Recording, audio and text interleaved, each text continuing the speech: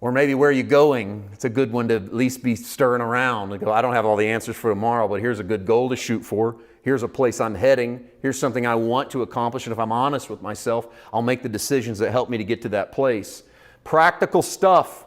That's why our Jewish friends were and remain enamored of the Torah, because the stories held these practical arguments, things worth looking at that are so applicable to where we are, and Hagar's story is no exception to that. So answer the questions. Verse 9, the angel of the Lord said to her, return to your mistress and submit yourself under her hand. And I'm going to be really honest with you. I wrestle with verse 9. I struggle with the fact that the angel tells her to go back, because I want a real liberation theology right here. I want God to say to her, you've escaped.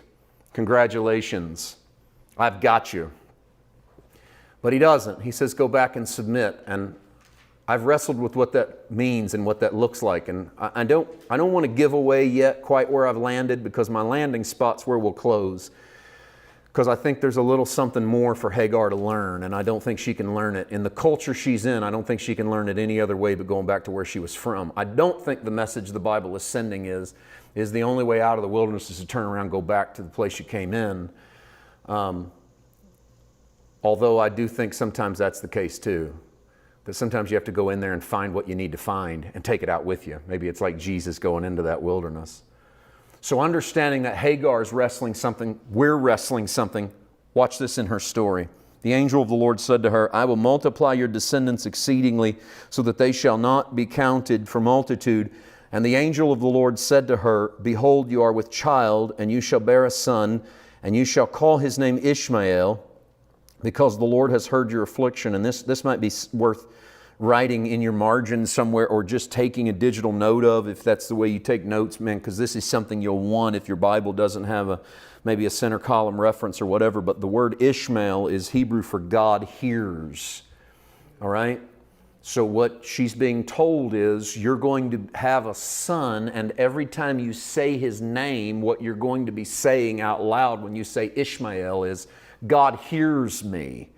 So Ishmael will be a representation to you that I heard you. And when did I hear you? I heard you in the middle of the worst wilderness you could ever go through. I heard you in the middle of your darkest hour, your most depressed moment, your most lonely, your most hurt moment. I heard you. God hears. Ishmael. He shall be a wild man. The Hebrew there is, he'll be a wild donkey of a man. You can read into that whatever you want.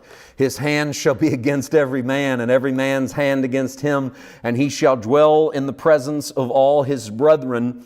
And she called the name of the Lord who spoke to her, you are the God who sees. This is the first woman in the Bible that gives God a name. For she said, have I also here seen him who sees me? She literally names him El Roi, E-L-R-O-I, transliterated into English. I really want it to be Elroy, because it just seems like it would be great, wouldn't it? In my mind, when I read it, I go, she calls God Elroy. It's literally pronounced El Roi, but it's in the English, you are the God who sees. Now, I want you to notice that she's to name her son Ishmael. God hears me. But when she names God, she names him El Roi, the God who sees me. What revelation has she just had in the middle of her wilderness? God hears me. God sees me. I think it happened the second she heard God say her name. Abram wouldn't say her name. Sarah didn't say her name. God said her name. Abram and Sarah don't chase her into the wilderness. God chases her into the wilderness. Nobody back in the tent listened to her objections or her ideas. God listens to her objections and her ideas and carries on a conversation with her. God knows your name. God hears you. God sees you. Whatever it is your outcry is, whatever you're crying out about, nobody's listening to me. God's listening to me. Nobody sees me. God sees me. It's why we must, as a church, pay attention to the voices in the world that keep telling us no one's listening to me. No one's listening to me. No one's listening to me. And we go, oh, we're sick of hearing it. We're sick of hearing about how no one's listening to you. God's not sick of hearing how no one's listening to you. In fact, He's listening to you.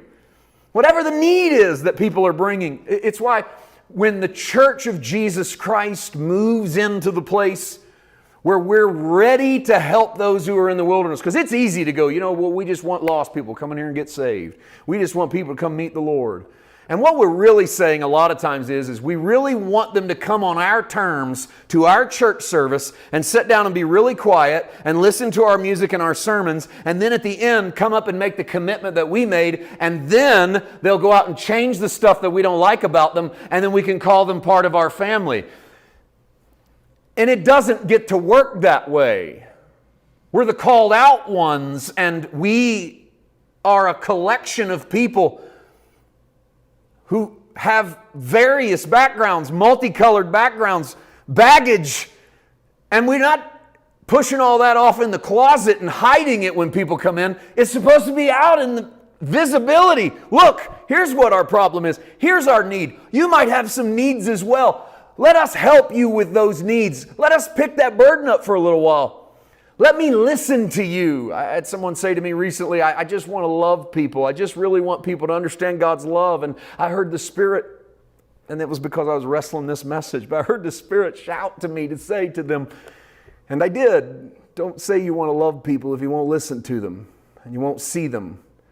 Because you can tell people you love them all day, but really loving them is listening to what they have to say and watching for what hurts them, and then doing everything in your power to alleviate or ameliorate the condition of your neighbor.